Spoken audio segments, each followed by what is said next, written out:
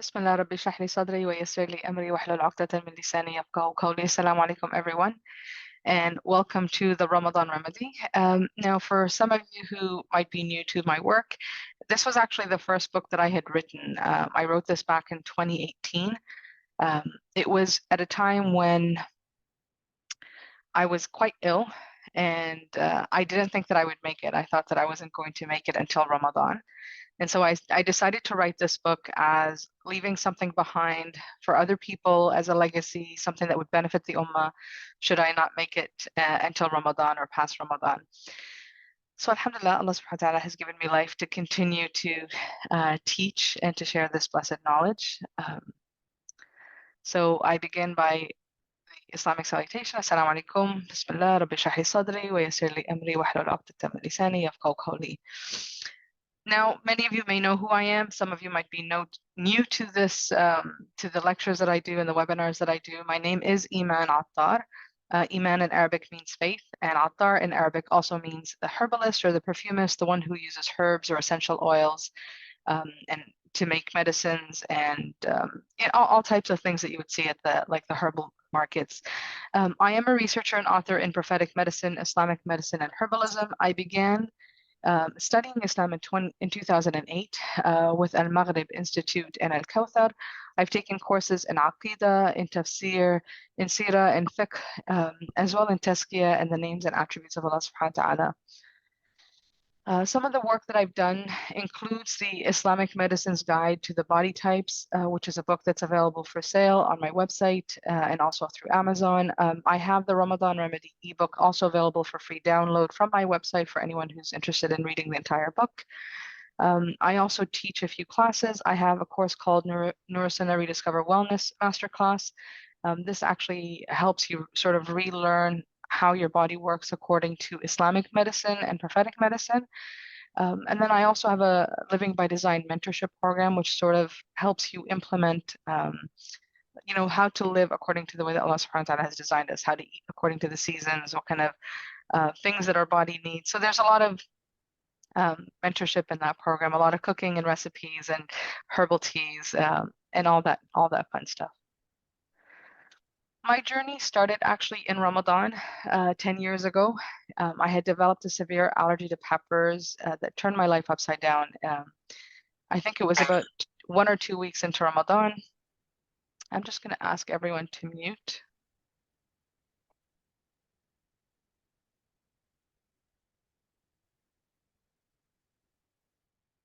Okay, so everyone's muted, inshallah. Just makes it easier so there's no interference. In Ramadan, I had developed a severe allergy to peppers. It was so severe that my throat actually closed up and my sinuses closed up. I couldn't breathe through my nose or mouth for a few seconds, and it felt like an eternity. And then I ended up rushing to the hospital. And then it was a few months before they sort of figured out what was going on. Obviously, there was no immediate way to figure out it was an allergy to peppers. It took a few months of accidental eating and more allergic reactions before I knew what was going on. So it was painful to learn this new allergy and to live with it. And then I became quite anxious about food. But deep down inside, I knew that I didn't want to live like this. I didn't want to just have an EpiPen for the rest of my life and live with anxiety when it comes to eating and always take antihistamines. I did believe that there are two truths that come from the Quran and the Hadith. And the first one is from Surah Al-Baqarah, where Allah SWT tells us that perhaps you dislike something which is good for you and you like something which is bad for you, and Allah knows and you do not know. So I really held on to this belief. I knew that if Allah SWT was putting me through this, there must be some good out of it. I can't see it yet, but I knew that it would come. And I also believe the hadith that says Allah does not send down a disease, but he also sends down the cure for it. So I knew that whatever it is that I was going through, I would just have to figure out where the cure is and then use that and learn that, inshallah. So that interest in trying to figure out what was causing me to be so sick led me down the path of knowledge. And I started to study in any sort of means that I could get my hands on, whether it was medical journals or it was a prophetic medicine book, or if it was hadiths or lectures or courses, anything that I could get my hands on to really start to understand my body from both a modern medicine perspective, from a herbalist perspective, as well as from traditional medicine and Islamic medicine. Anything that I could get my hands on, I really started to soak in all of this knowledge. And, you know, after 10 years of studying, and I'm still a student, and inshallah I'll always be a student, this statement that Mu'adh bin Jabal says really rings true in my heart, and I hope that it kind of ignites your love for knowledge as well, and for you to become lifelong students too. Mu'adh bin Jabal said that knowledge is a comforting friend in times of loneliness. It is the best companion during travels, and it is the inner friend who speaks to you in your privacy. Knowledge is the discerning proof of what is right and what is wrong, and it is the positive force that will help you surmount the trials of comfort as well as those of hardship. Knowledge is your most powerful sword against your enemy, and finally, it's your most dignifying raiment in the company of your close companions. Through knowledge, Allah, blessed be His name, raises some people in rank, and He makes them leaders in righteousness and models in morality. The vestige of their faith is avidly sought, their deeds emulated perceptively, and the people will seek and sanction their opinions solicitously and unequivocally. The heavenly angels seek their company and anoint them with their wings. Every fresh and withered life they pass by implore Allah Almighty to forgive them their sins. Even the fish in the oceans, the beasts of the lands, and every bird of prey and migratory bird pray and solicit the mercy of Allah subhanahu wa ta'ala on their behalf. This is because knowledge revives the dead hearts and drives them out of darkness and into light. And because knowledge is the light of the inner eyes that cures one's blindness and restores his inner sight. Now this is deep, and this isn't just about studying, you know, math and you know, engineering. This is really about understanding Islamic knowledge first. So the more you understand everything from an Islamic perspective, the more the world opens up for you and the more you're able to see the world clearly. Now, I want this webinar to be a perspective shift, because I hear a lot of things online from other presenters, from you know, other social media. You see what's going on when everyone's prepping for Ramadan. And two things that really come to mind is people say that Ramadan disrupts our sleep schedule and our nourishment. And so there's a lot of conversations about how to not allow Ramadan to disrupt your sleep schedule or your nourishment. And then a lot of it is about how, you know, how to get the most out of nourishment, how to drink 8 cups of water in such a short span of time, or how to cook meals and prep them and freeze them in advance. And I want you to shift your perspective. You know, Ramadan does not disrupt your balance. In fact, it restores it.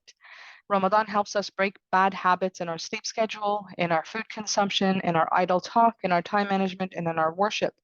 Ramadan is an opportunity to heal the things that we are struggling with 11 months out of the year. And Ramadan also helps us establish new healthy habits and routines. Ramadan is truly a month of transformation if you use it the way it's designed.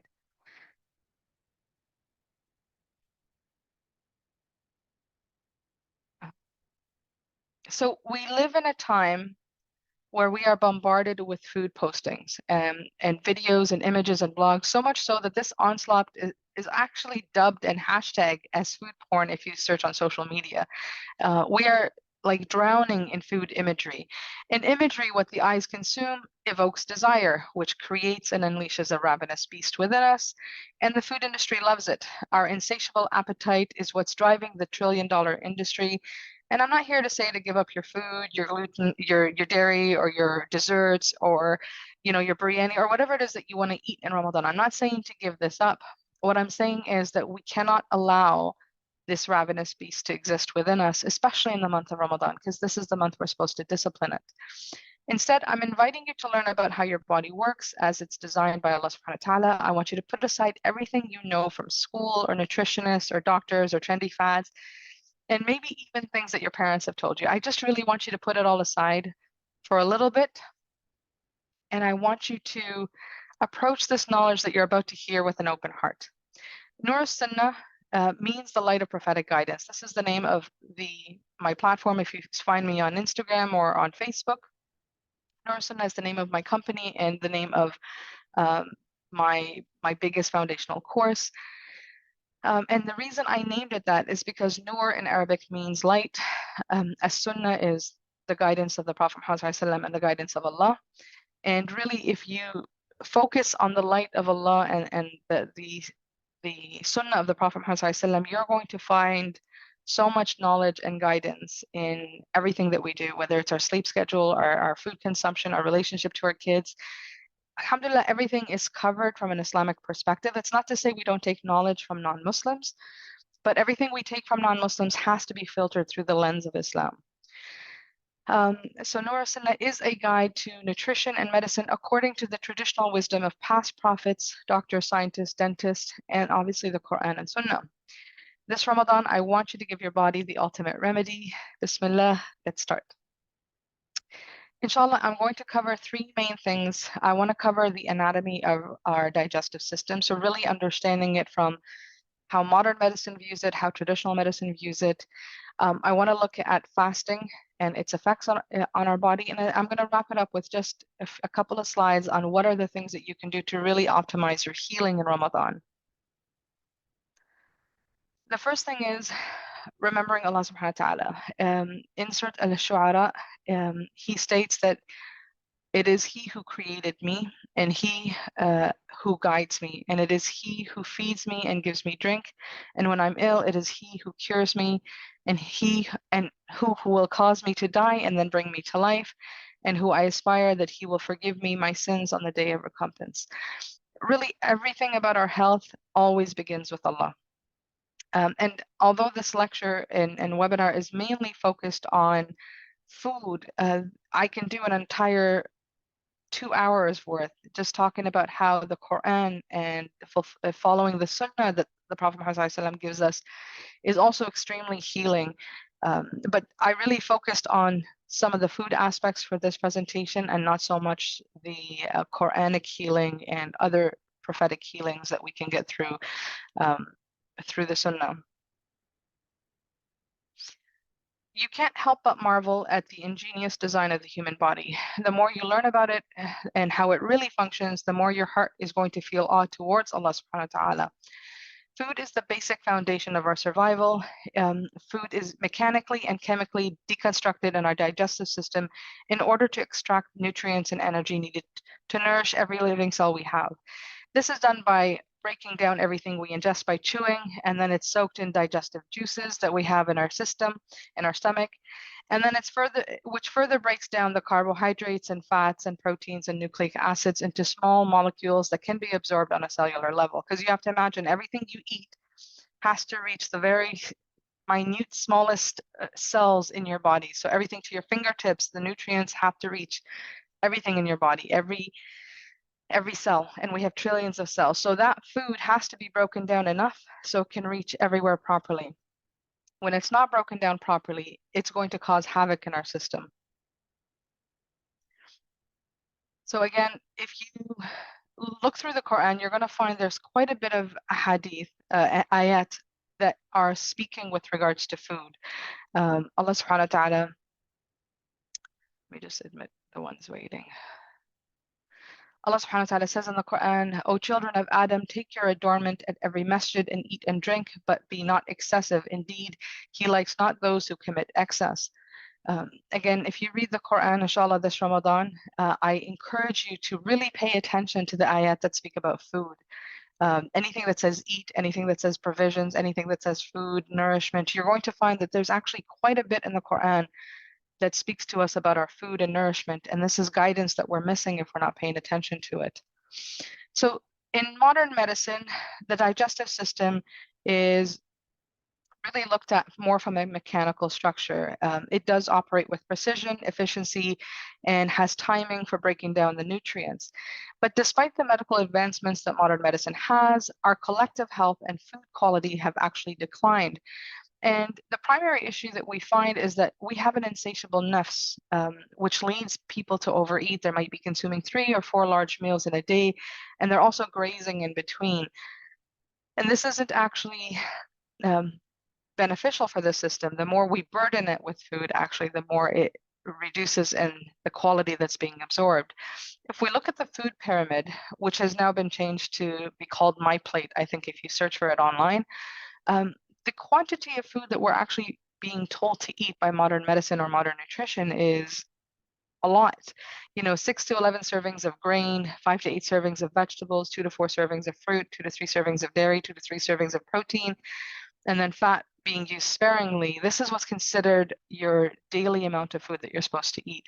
However, according to prophetic guidance on nutrition and medicine, this is far too much food for what your body really needs. The overburdening of the digestive system has actually decreased our ability to metabolize and absorb the nutrients we need, and it's also wreaked havoc on maintaining just a healthy balance in our system.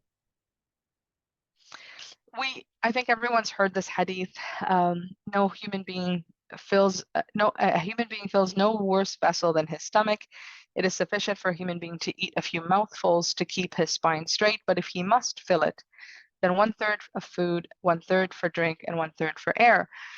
So what's the wisdom behind eating so little? Because this again goes against so much of what we're being told in modern nutrition.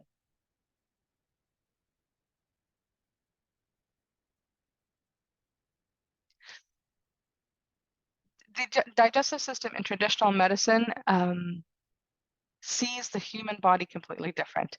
The modern diet focuses on what to eat and how much to eat, while the traditional diets and traditional medicine focuses on clean digestion. And what clean digestion means is that the nutrition that we're eating, the concern is more that how this is going to be digested and metabolized. So how are we going to digest the food that we just ate? If we overburden the stomach by filling it too much or combining the wrong foods, and it makes it difficult for the body to break down the nutrients and absorb it, then we really haven't benefited from the meal that we just had. So the traditional perspective emphasizes on the quality of the digestion over the quantity of calories and specific food groups.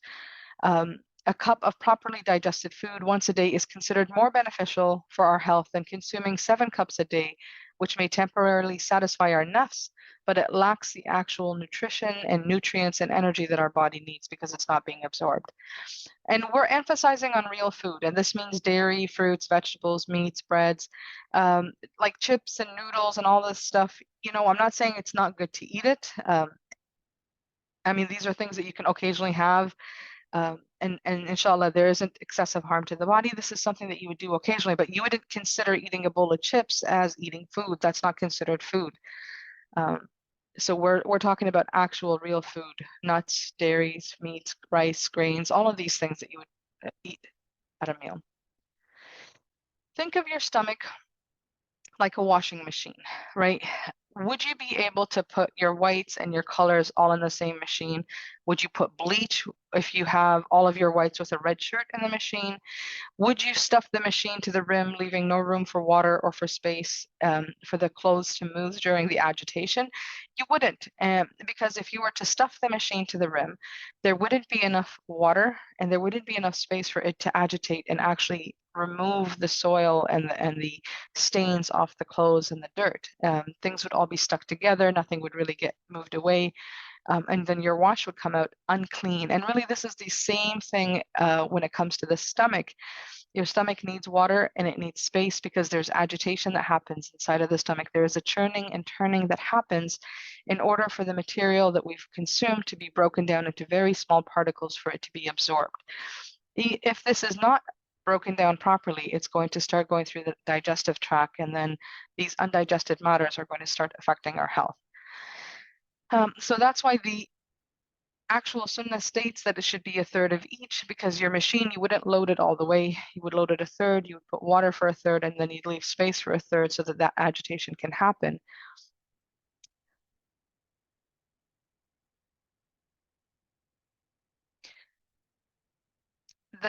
The natural size of the stomach, and this is like an important question. If we're talking about only eating 1/3, well, how much is 1/3? If you look at your stomach, this size right here, this is only about a liter's worth, 750 milliliters to 1 liter as the size of your stomach. Now, if you were to consume food, 1/3 would be about this much. And then if you were to leave a third for air, a third for water or fluid, it would be this much. And then you would want to make sure that the top of your stomach, oops, you would want to make sure that the top of your stomach is never filled with fluids or food for several reasons. One, because you need to have that space for agitation for it to move around. Two, if you do eat your fill, you're going to put pressure right here on the esophagus sphincter, and then people will end up having GERD and acid reflux because there's so much pressure. The stomach has to expand, so you are going to bloat in order to create space for the agitation to happen. So if you eat your fill, the stomach can't just do its job. It's going to have to now expand in order for it to do its job. So a lot of people will experience bloating after eating, not because of any illness they have, but it could simply be because they stuffed their stomach so much that now their stomach has to bloat double the size in order to create space for the agitation. And that bloating causes a lot of pressure again on the esophagus sphincter. So people will end up with acid reflux and GERD often.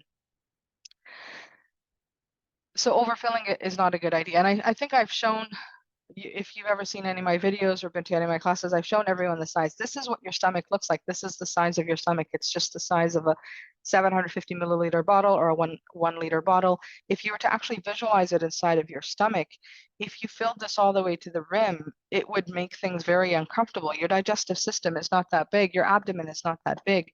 It's going to necessitate expansion in order for it to start digesting and working. So optimal food portion is about 1 cup or size of a cereal bowl. And then 1 cup for fluid. Now this could be herbal tea, it could be water, it could be a liquid soup. And this is considered the maximum we should be eating according to prophetic medicine. It is permissible to occasionally eat your fill, meaning if you ate 3 cups worth of food and you occasionally ate your fill where your entire stomach was filled with food, this would be considered okay if it was happening occasionally, because it's not going to have consistent long-term damage on your spiritual health as well as your mental health or physical health. But the idea is we need to start to think that we need to eat less. I think a lot of the modern diets, especially because I've been following the modern diets for years, they always say, oh, don't eat bread, but you can eat like as much meat as you want. So long as you're on a keto diet, you can eat as much meat as you want. You just don't eat the sugars or the carbs, and that's how you're going to lose weight. So the quantity is never emphasized. There's often, this push to eat as much as you want because people can't learn to discipline their nafs. So modern diets tend to push abstaining from one thing, but then compensating it by eating more of something else. But this doesn't really fall within prophetic medicine or Islamic medicine. Our objective is actually to eat less. And then you'll see the hadiths as I go through them. Eating less keeps the mind sharper, keeps the heart softened. There's so many spiritual effects to our food consumption beyond just actual digestion and health and wellness. The hadith that advises eating a few morsels as being sufficient, but if necessary, a third of the stomach. So even eating less than a third, your body would still survive. And there's many hadiths where the Prophet Muhammad they did not have access to food.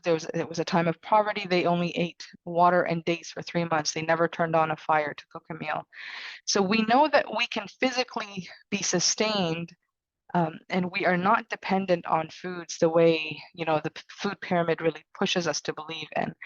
And we're not saying not to eat food, but it's just, I think there's way too much emphasis on how much we should be eating, how often we should be eating. I think I've spoken to people when I do my health coaching calls, I've spoken to people who have 3 meals a day and then 3 snacks a day. And it's still a large quantity and it's still heavy meals. So yes, you can eat smaller portions more often, more frequently, so long as they're light meals, but you can't, I don't believe that you should be having animal protein 3 times a day the way it suggests sometimes in modern nutrition. So if you're only eating 1 bowl, the question then often comes is, well, how often can I eat 1 bowl? Am I only eating once a day, twice a day, 3 times a day? How often can I eat? And the caveat is you have to wait until the food is completely digested from your stomach before starting the next meal. So if you're eating something that contains an animal protein like chicken or beef or anything fried and heavy, any heavy foods, you have to wait 3 to 4 hours because that's how long it takes for it to completely be washed and done and moved to the small intestine. And again, I use the example of a washing machine. If you continually open your washing machine and stuffed it with more clothes and closed it, and then open the washing machine and stuffed it with more clothes and closed it, by the time that cycle is done, is everything washed equally clean? No, because you didn't give the second and third load that you loaded in there a chance to be broken, like cleaned, as well as the first batch that was in there. So you cannot keep adding food to your stomach when your stomach hasn't emptied. If you've eaten something light like fruits and vegetables, you typically will digest them quite fast within 2 hours, and you'll be able to eat again. You'll often feel hungry if you've just had veggies. Like, let's just say you had cucumbers and celery with a yogurt dip as your snack or meal, and then 2 hours later you're going to notice you're hungry. Well, yeah, that's okay. Now that it's digested, you're allowed to eat again a small bowl size of food. And the intention is not to make us into people who eat every 2 to 3 hours like a newborn. The focus is to really eat balanced meals that give us the sufficiency we need and the nourishment we need. Once you start eating a well-balanced bowl, your hunger thermostat is going to be reset. So you aren't going to be as hungry as you used to be the week before. Your stomach size will shrink. Your hunger thermostat is going to regulate and become more natural. And that might just take a few days. So you're not going to feel hungry eating like this. Your body will adjust to it. Similar to when you adjust your sleep schedule. Most people don't know is you can actually sleep less if you adjust your sleep schedule properly. So the portion size is not the only consideration. We also have to keep in consideration the body type and the metabolic fire that we all have inside of us when choosing meals. So a phlegmatic body type might digest food differently from a choleric body type. So therefore their meals might be slightly different, or what they put in their bowl might be slightly different. A choleric body type might digest their meal faster, so they might get hungrier more often, right?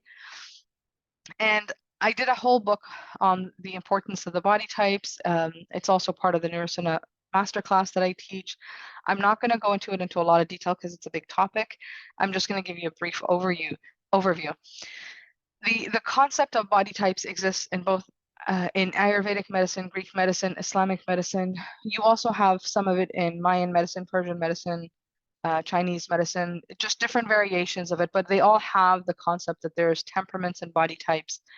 And this affects your digestive fire, which is your metabolism. It affects how you digest food, how you metabolize it, how you break down fat, how you build muscle. It affects all of these things. So your body type, it almost comes with its own programming that's going to be different from other people. So you can't necessarily eat like everybody else. And same with them, they can't eat exactly like you. We have to be able to tailor our food according to our body type and our health conditions. And your metabolism is responsible for various acids and enzymes that break down the food by heating them up and having them assimilate with your body. This proper absorption of nutrients and efficient functioning of the organs are also dependent on the heat of the metabolism. So not every body type is going to have the same health or the same physical appearance. And I think once we sort of understand that, it makes it easier for us to accept our bodies, makes it easier for us to adjust our diets. Like, for instance, I no longer feel upset that I can't eat like other people can eat. First of all, I have food allergies, so there's a lot of food that are off my plate. I can't go out to restaurants and eat everything that I desire. So that disciplining of my ability to eat has changed how I see food, but also how I see my body type. So yes, I am a phlegmatic body type, meaning I'm going to hold on to more fat, I'm going to have bigger muscles, and I'm going to eat less than maybe a choleric body type. But I've learned to be okay with that. I know that there was a time where I wasn't okay with it. And when I speak to other people, they're not okay with it. They don't think it's fair that they don't get to eat like everybody else. But we're not all built the same way. We're not all given the same blessings. We're not all given the same gifts. And the sooner we accept our differences, the easier it gets for us to sort of customize our health to our own selves, as opposed to trying to fit like somebody else, which is one of the dangers when you're listening to a lot of these modern medicine doctors, whether they're functional doctors like Dr. Hyman, when they're speaking online, they really are pushing this one size fits all methodology. And oh, if you all eat gluten free, and if you all eat dairy free, and if you all eat like this, and if you all do this, you're all going to achieve this health and live forever type of mentality, which is not true, because Islamic medicine, prophetic medicine teaches you otherwise. It tells you that Allah subhanahu wa ta'ala will test some with their health, regardless of how healthy they are, regardless of how healthy they eat, regardless of how disciplined they are with their foods. And we saw this at the times of the Prophet Muhammad ﷺ and the Sahaba. And even at the time of Ayyub alayhi salam, Ayyub alayhi salam was tested severely with his health, not because he was eating chips and popcorn and chocolates and sodas. No, it had nothing to do with his diet. It was a test from Allah. And so this is really important when we're studying about health and wellness, that we are looking at it from an Islamic perspective, because the belief really does affect how we feel about ourselves and what kind of actions we take. If we're taking knowledge from non-Muslims who, have this idea that they can prevent disease and they can heal themselves and they can live forever and they can always have high energy, it's a lie that they're selling to us. And I don't think as Muslims we should take it. I think we should be a little bit more just aware of how Allah subhanahu wa ta'ala has really created us and what is within our control and what is not within our control, so that we are not really driving ourselves crazy to have this ideal optimal figure or health that's always perfect, because that's not possible in the dunya. We are meant to get sick. We are meant to go up and down. Just the same way our pulse goes up and down, our health is going to go up and down regardless of how healthy you are. And if the Prophet Muhammad ﷺ was the most perfect human being with the most perfect diet, he still got migraines and he still got sick. And Aisha radiallahu anha still got sick and she still had headaches, and the Sahaba as well. So if they are the best of people, and their foods was completely different from what we're eating, then who are we to compare, right? So don't stress yourself with trying to aim for perfection. It doesn't exist. Now, your digestive fire is your metabolism. If it's too hot or too cold, an imbalance is going to arise, and it's going to manifest in a lot of common and often ignored symptoms. So you could have oily skin or dry hair or dry nails. You can have digestive issues like bloating, belching, excessive gas. There could be a foul odor with the gas. You can have intestinal issues like hemorrhoids or constipation or diarrhea, breast tumors, ovarian cysts, food allergies, fatty liver, IBS, leaky gut. A lot of these things that show up are often because our digestive system is off balance. And yes, this means our gut flora, because that affects the heat of our digestive system as well. It affects how much yeast we have in our digestive system. It affects how the organs are functioning. It affects how much dampness and heat there is in the digestive system. Sometimes our digestive system could be too damp. So all of these things can arise when we have an imbalance internally. And metabolism is going to vary based on body type. So Islamic medicine recognizes that the 4 body types that are taught from Greek medicine, melancholic, choleric, sanguine, and phlegmatic, that these 4 body types are going to affect our digestive fire. They're going to affect our metabolism. Now, the concept of body types and metabolism, this has been in existence for thousands of years across many different medical systems. As I mentioned, like with Chinese medicine or Ayurvedic medicine. Now, some individuals with fast metabolism can eat a lot without gaining weight, but weight is not the only indicator of health. I don't want people to think that just because someone is skinny, they're healthy. That could be one indication, but you can also have skinny people who have high blood pressure, they have heart disease, they have high cholesterol, they can have fatty livers. So their weight, just because their body doesn't put on weight, doesn't mean that their internal systems are functioning well. And that's the same as someone who might struggle to lose weight. Someone who might struggle to lose weight externally because their body type holds on to fat and doesn't burn it. They might have perfect cholesterol. They might have a perfect heart health. They might have a perfect blood sugar levels. They might have no issues internally with their health, and their skin could be glowing and perfect, and their energy levels could be amazing. So weight is not the only indication. It's only one of 7, but it's not the only indication if someone's healthy or unhealthy. Whereas modern medicine, I think, and modern nutrition will often sort of just automatically say if someone's overweight because there's excessive fat on their body, that means they're automatically unhealthy, which is not true. So understanding one's body type really helps with aligning ourselves with the right dietary choices, with the temperaments of the foods, as well as our own imbalances. So it really helps you to understand that.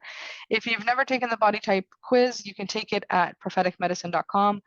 And then it will tell you which of the 4 you are, and then that way you're able to sort of understand it a little bit better, inshallah. Now, there's no direct mention in the Quran or Sunnah about body types or constitutions. So the Prophet Muhammad SAW never mentioned that there are these things. He never confirmed it or denied it. However, he did speak about the energetics of food. So the concept of heating food and cooling food was mentioned in the hadith several times. It was the way that they used to eat. It was part of the medicine of their time. So this was a way of balancing food and balancing your health, and it was the accepted medicine of their time.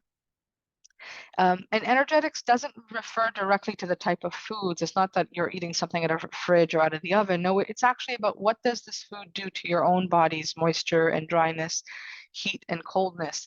How does this food affect your own temperament? It's important to note that the doctor of the Prophet Muhammad SAW was Al-Harith ibn Kalada radiallahu anhu. He was a companion, and he is the oldest known Arab physician who was educated in and practiced Greek medicine. So the body constitutions or the body types were part of the medical practice that he believed in, that he had studied and believed in.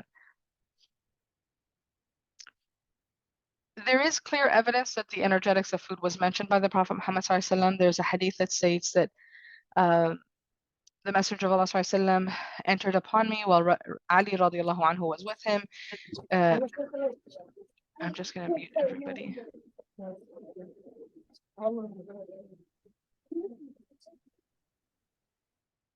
Okay.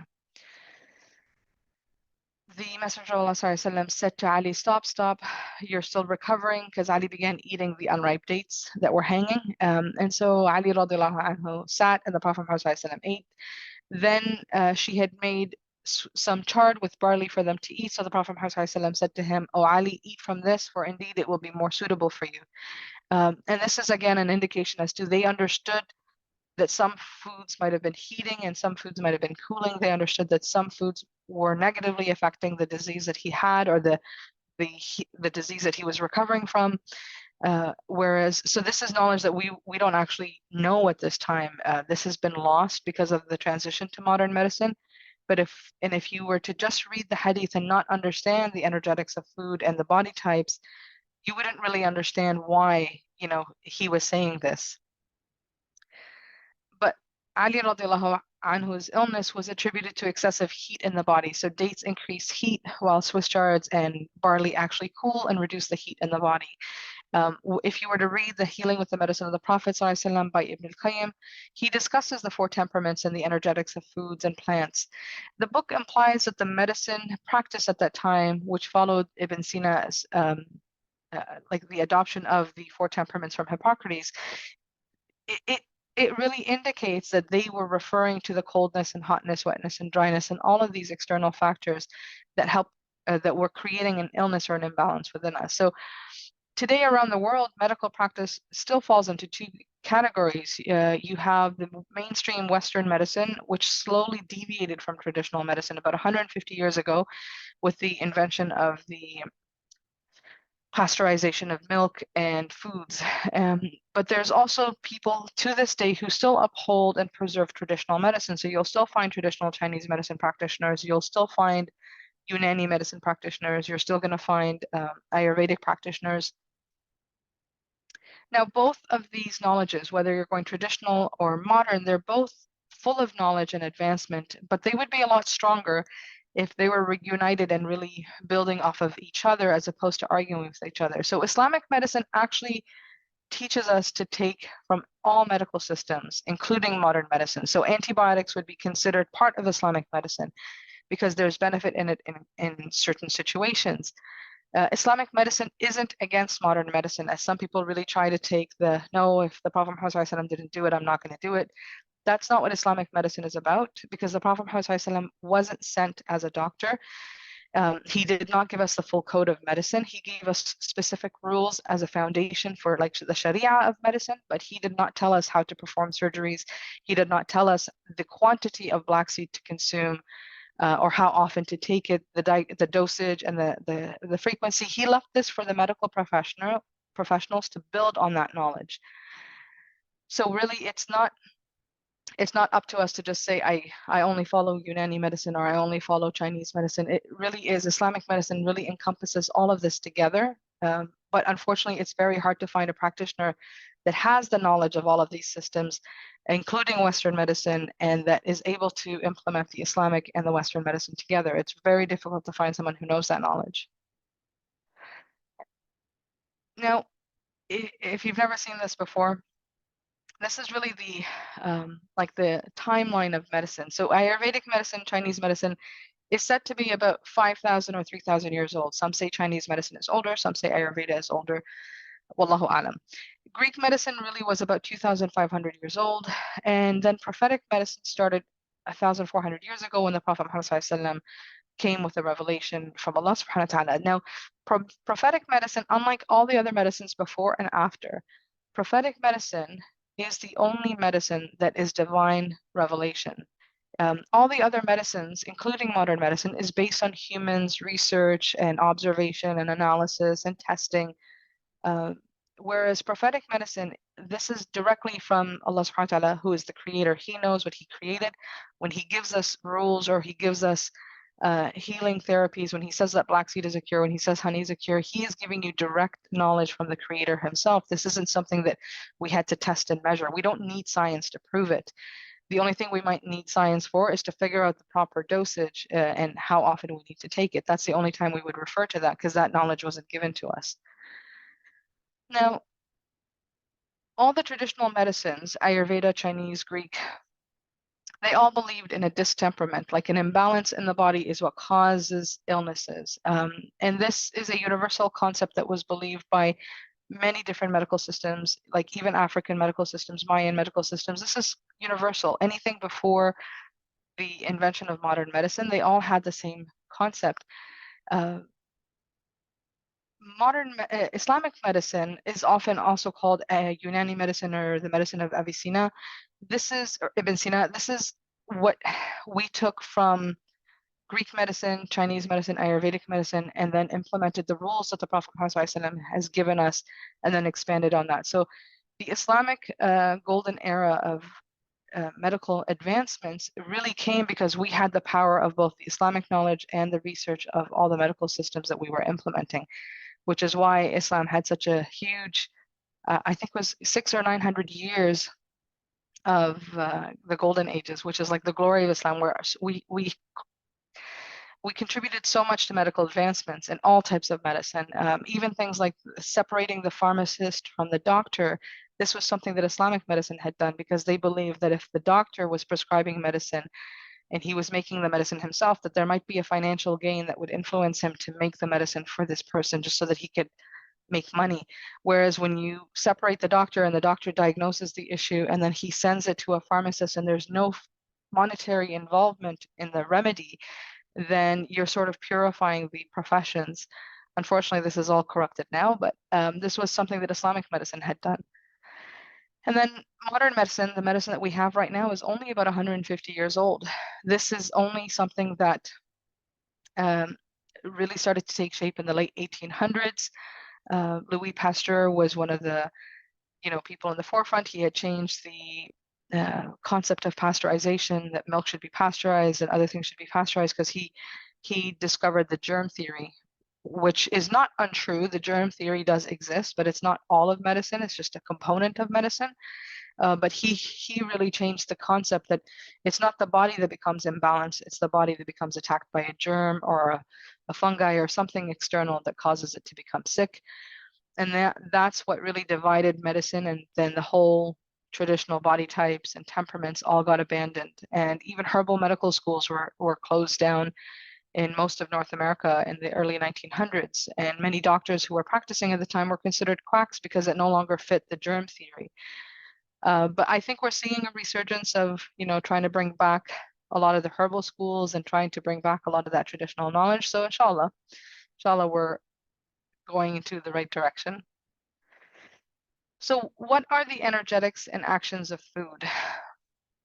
So there's this fascinating concept about the human body that you've probably never learned about in biology class. And this stems from the knowledge of plants and herbs and dates back for thousands of years. Our bodies don't just absorb carbs, proteins, fats, and macronutrients like the minerals or vitamins. Everything we eat actually comes with a code of instructions to the body.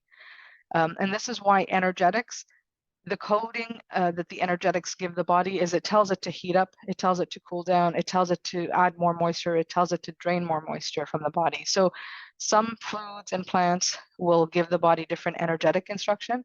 And then it also comes with actions, and actions are where if somebody has gas, the action of a plant can tell the body to reduce the gas in the system, or to increase decrease blood sugar or increase blood pressure. So they come with actions. There are specific herbs that can make your blood pressure rise. There are specific herbs that can make your blood pressure drop. And these are called actions. So they affect how the body functions, and energetic affects how the body's moisture and heat functions. And these two things are very important. And if you were to buy food from the market, you would have no idea, because nobody ever talks about this. This is all traditional knowledge that was lost. And traditionally, people would pass it down from parent to child. So people knew, like something that I know now, I would teach my son, you can't eat that. Like today, my daughter asked for watermelon. I said, we don't have watermelon. It's not watermelon season, because watermelon is cooling and dampening, and it's not something I would feed her in the winter. And this was knowledge that parents had, and that they would pass it down because of what they understood. But because this knowledge is so lost, these concepts are so foreign to us that it feels like we have to do so much learning just to understand how food actually interacts with our body. So this means there's a lot affecting our health than what meets the eye. Unfortunately, modern medicine doesn't embrace the concept of energetics. They're just starting to do studies on actions. So they'll study the actions of herbs to see how it affects blood pressure, how it affects hormones. So they are starting more now to do more research. And a lot of the research does come from the traditional Chinese medicine and the Ayurveda and the Islamic medicine, Unani medicine from the Eastern world that's affecting the Western world. Never addressing these elements, or whether or not they're in balance, is actually a fundamental flaw in modern medicine. So when you go to a doctor and you have certain symptoms, if they don't understand that this is how the body function and food functions in your system, they're not going to give you a way to rebalance it. They might just give you a pill to suppress the symptom, and that's a huge flaw in medicine. So traditional nutrition really categorize food based on their wisdom of how they understood the food. They didn't memorize lists. They understood that when they had ginger, it was going to heat their body.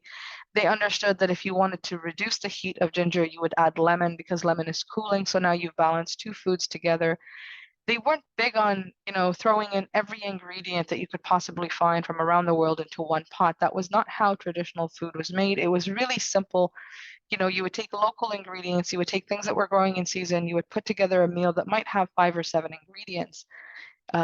Whereas today, I mean, if you look at the smoothies that some people make, they've got, chia seeds that grow from one end of the world, and they've got avocados that grow from another end of the world. They've got dates that grow from Saudi Arabia. They've got food that's growing from all over the world, all into one blended smoothie that their system is supposed to know what to do with.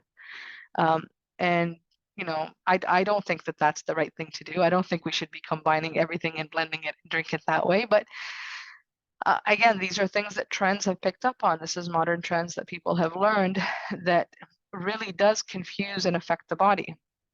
And even the modern application of prophetic medicine lacks the understanding of body energetics, illnesses, and food. I've seen many people who are, Islamic or prophetic medicine advocates. So they'll create a smoothie with prophetic medicine ingredients based on modern medicine, but they're choosing prophetic medicine ingredients. So they might say, put pomegranates and put dates and put coconut water and put watermelon, because these are all prophetic medicine ingredients, but they're combining it all without the knowledge of energetics, all into one blender, all into one smoothie that you're supposed to drink for iftar or for suhoor. But really, they don't understand what's the instructions that they're giving the body. Do they want the body to cool it? Do they want the body to warm up? Do they want the body to reduce blood pressure, increase blood pressure? Like, what instructions are you giving the body? Because this is what food is supposed to do.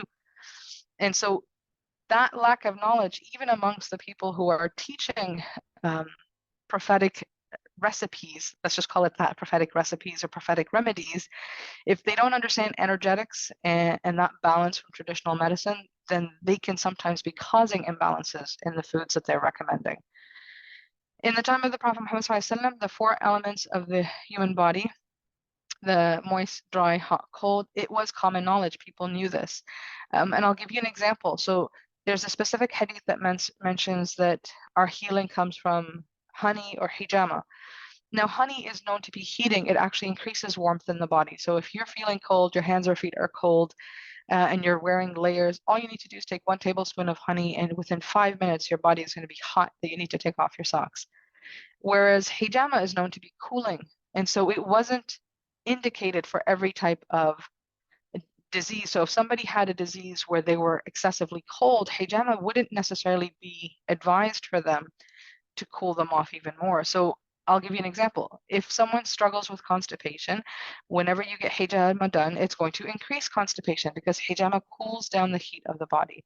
So in order to counteract that, you might have to take something like a honey water in order to make sure that there's no slowdown in the digestion, which is why after hijama, most hijama practitioners advise you not to eat heavy foods like meat because that takes so much energy to break it down. It needs so much heat to break it down that if you were to get hijama done and then have a heavy meal, then your body is going to struggle to digest that and struggle to actually expel it out of the system. So again, this is something that when you pay attention to it, especially in Ramadan, when you start to focus on eating less, eating smaller, really paying attention to what your body feels when you eat certain foods, you're going to start to notice a huge improvement in your health, inshallah. Recognizing the heating, cooling properties of food is crucial, and this is evident in the prophetic sunnah. We know that the Prophet Muhammad SAW ate dates with cucumber, he ate dates with watermelon, and this was all to balance off the heat of the date with the coolness of the cucumber or the coolness of the watermelon. It wasn't just because they tasted good together. There was a more scientific or health benefit behind it. And you don't need a checklist of what foods are heating or cooling. You really just need to start to pay attention to the thermogenic response that your body gives when you have food. So anybody who is to drink ginger is going to know that they're going to feel hot. Anybody who eats cinnamon is going to know they're going to feel hot. Anybody who has cloves is going to know that they're going to feel hot. Whereas if you have a mint tea, you might instantly feel like you've cooled off. You're no longer hot on a hot summer day. Hibiscus, you're going to know you feel cooler.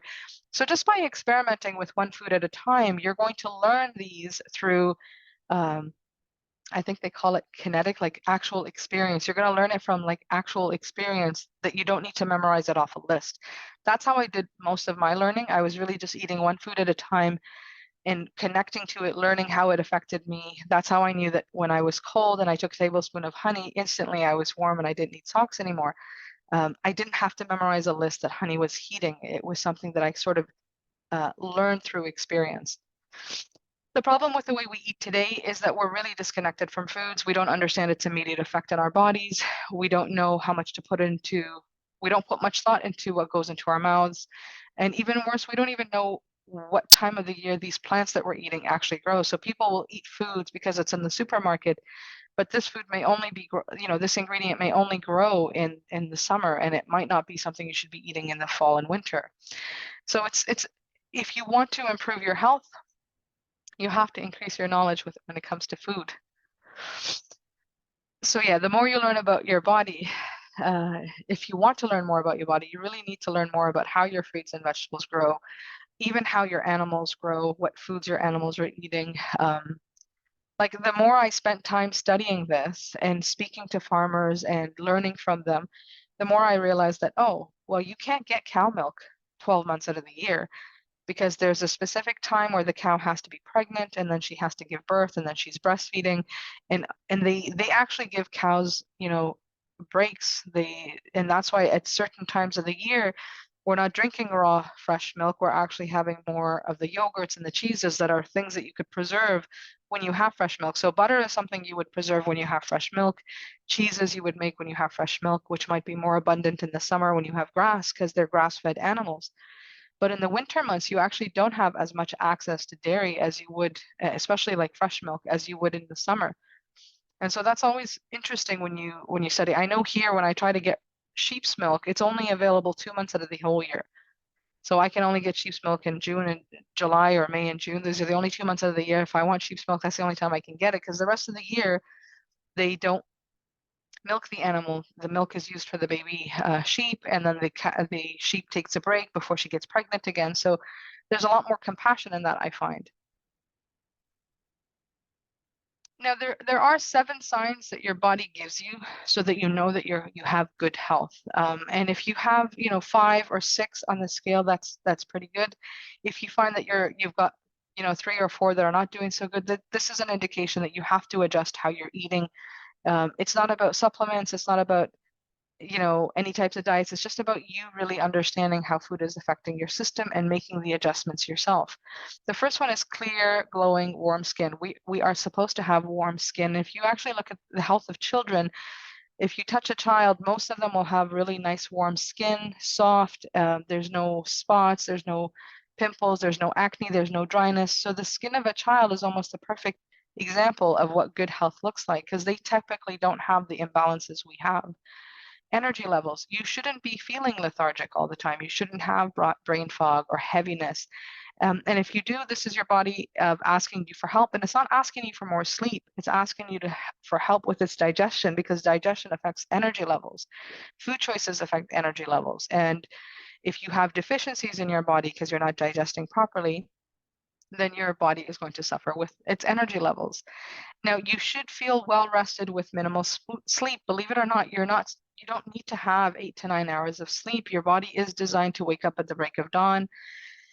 It is designed to be well rested and energetic. If you wake up at Fajr time, and the earlier part of Fajr, like closer to Qiyam, like just before the sun rises, just before the day breaks, you will find that you are most energetic at that time. If you sleep beyond that and you try to wake up 2 hours after Fajr, you're going to be a lot more tired because of all these hormonal chemical processes that are going on in your body. So your body is being injected with cortisol, so you wake up. But if you keep yourself asleep, then you start to mess with these chemical balances in your own body. So if we were to actually adhere to the Sunnah way of sleeping, we would have better energy levels and we would have better minimal sleep. But again, you can't be staying up until 2 o'clock in the morning on Instagram or or WhatsApp. These are things that interfere with our sleep. And unfortunately, even myself, I'm guilty of that, is that we can get caught up with talking to people or being online, that it affects our quality of sleep.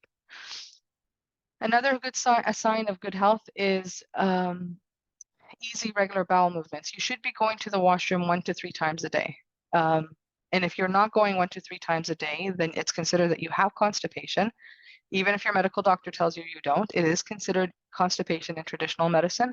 And you need to do something to correct that, because passing stool and bowel movements is a form of detoxification. If your body is eating 2 to 3 meals a day and that food is not leaving your body 2 to 3 times a day, you're going to have toxins accumulating in your system. There should be no foul odor. Yes, there should be an odor because that's what feces does, but it shouldn't be so repulsive that someone would feel nauseous if they had to pass by your washroom. It should sink in the toilet, and ideally it should have a snake-like form. Yes, you should be looking at your stools, its color, its what it looks like in the toilet, so that you understand your health, because this is your body talking to you. If you don't look, that means you don't want to know. Now, balance weight, you shouldn't be underweight nor overweight. There are some exceptions. Melancholics, no matter what they do, they're always going to be underweight.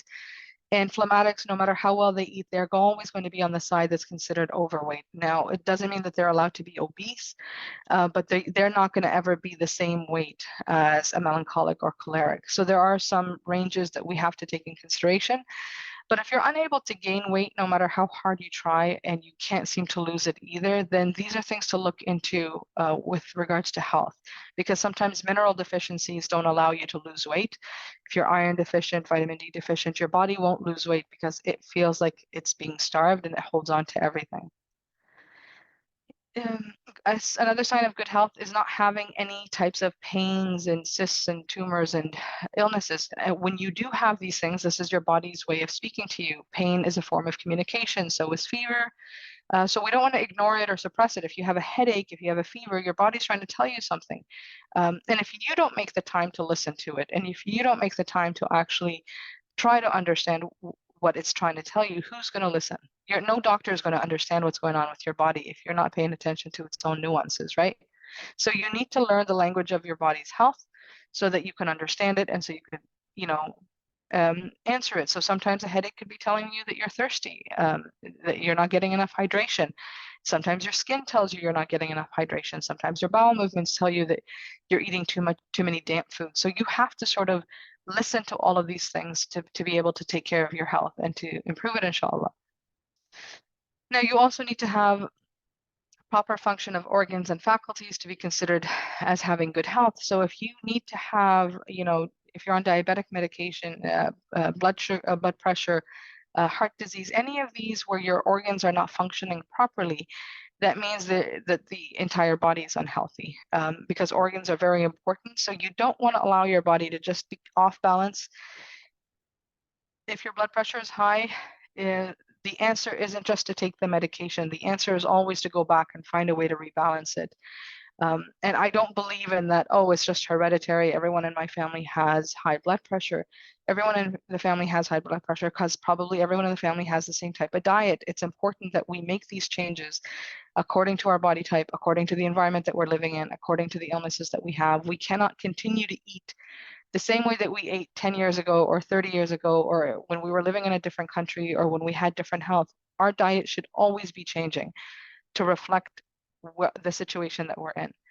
And so if you're sick, you shouldn't be eating the same way as if when you're healthy. If you are under stress, your body may not be able to digest the food as well as when you're not stressed. So you have to be constantly adjusting your diet, and not to follow any pre-made diets that anyone else is going to give you. It's about you listening to what your own body has to say and eating according to what it needs.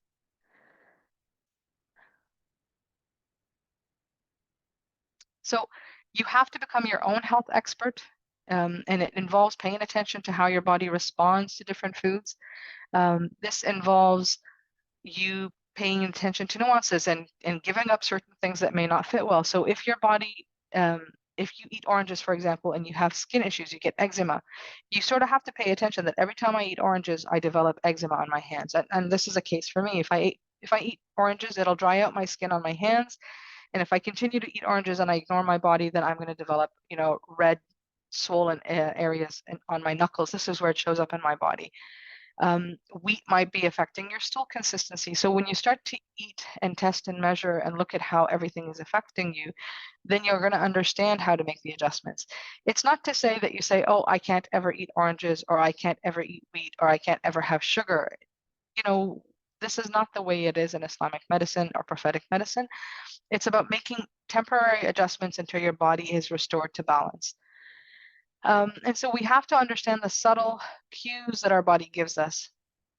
And this means we have to listen, and we have to understand what it's trying to tell us. If you ignore it, it's going to cause harm and damage to this relationship with your body. The same way as if you were to ignore the things that your partner might be telling you in your marriage or in your relationship, or your child might be telling you. If you ignore the complaints that your spouse makes in your marriage, you're going to develop issues in your marriage because you ignored the things that they were telling you were bothering them. I once sat across a man who had a very hard time digesting his meal. He was bloated, he was belching, he was in a lot of pain. And his belly was really a testament to this pain. It was protruding really so far out. And I'm not judging him. I mean, like his belly was protruding so far out that he could rest a cup on it. He had the tendency of filling it beyond its capacity. And then his stomach would be struggling to digest. So instead of reducing what he would eat, he wouldn't care. He would just fill his nafs because he was hungry and he wanted the food. But then anyone sitting in the room could hear his stomach screaming, all the belching. There are times where he'd even end up vomiting because the stomach couldn't handle what he had put into it. And so this is an injustice to the body. Our body is an amana from Allah SWT, and He's given us, limitations as to what we can eat and how much we should eat. So we have to sort of respect the body as well. It's not just for us to abuse it and feed it whatever we want because it's our nafs wants it. You have to always be aware that your nafs is your number one enemy, and your nafs is always going to try to harm you. And so with food, nafs is a big thing. People call themselves foodies, you know, they make jokes about having a foodie nafs. So this isn't something to be proud of. Yes, we all have desire for food the same way we have desire for sex or for money or for any of these things, but you don't unleash this desire and let it do whatever it wants. There has to be some rules and restraints. And I think Ramadan is the perfect time to restrain that because you spend all day not eating. And unfortunately, what people do is as soon as it's iftar, they unleash like if there's no rules, and they stuff themselves with everything in sight. Even if they feel pain afterwards, that ability to control their nafs is so difficult. But it's something that requires practice. And if you feed your body the foods that are nourishing, and if you feed it the right stuff, then it'll become easier. And most people in Ramadan, the first day of Ramadan, the amount of food that they eat versus the last day of Ramadan, the amount of food that they eat is so vastly different that they barely eat anything towards the end of the Ramadan. Their stomach has shrunk so much because of the 30 days of fasting that towards the end of the month, even their nafs has shrunk with it. So Islam has always been more than just prayers and charity. It really does encompass an entire way of life. The prophetic tradition provides us guidance on every aspect of life: food, nutrition, marriage, hygiene, medicine, parenting, psychology, everything. I mean, the more you study Islam, the more you're going to be amazed at how much Islam has given us, that we sort of had to do the long route around it. You know, we had the knowledge, but we had to go search it from all the other sources before we come back and realize that Islam always had it first. And if we took all the knowledge that we got through the lens of Islam, we would be so much further ahead if we were to implement that. So studying the teachings of the Prophet Muhammad SAW reveals to us the perfection of Islam in all aspects of our lives. And so it's important that the Quran and prophetic tradition is our primary guide, that we prioritize the Sunnah over non-Muslim guidance. So if Dr. Aiman says something, you should always say, well, what does Allah SWT say first? Or what does the Prophet Muhammad SAW teach us about this? Don't blindly take from non-Muslim sources or even Muslim sources if they are not following the proper Quran and Sunnah guidance with that information.